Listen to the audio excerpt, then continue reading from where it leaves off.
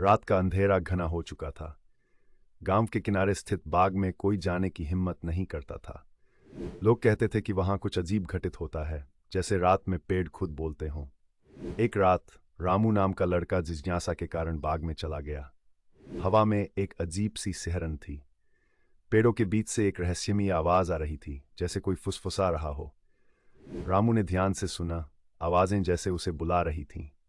उसने कदम बढ़ाया। आवाजें और तेज हो गई, जैसे उसे अपने पास खींचने की कोशिश कर रही हों। अचानक उसे लगा कि उसके पीछे कोई है। उसने मुड़कर देखा, लेकिन वहां कोई नहीं था। आवाजें अब उसकी ओर बढ़ने लगीं और वह घबरा गया। रामू ने बाग से बाहर निकलने की कोशिश की, लेकिन उसका रास्ता धुंधला हो गया। पेड़ जीवित लगने लगे, उनकी शाखाएं जैसे उसे पकड़ने के लिए बढ़ रही थीं। रामू ने भागने की कोशिश की, लेकिन उसके पैर जड़ हो गए। आवाजें अब स्पष्ट हो चुकी थीं, जैसे कोई पुरानी भाषा बोल रहा हो।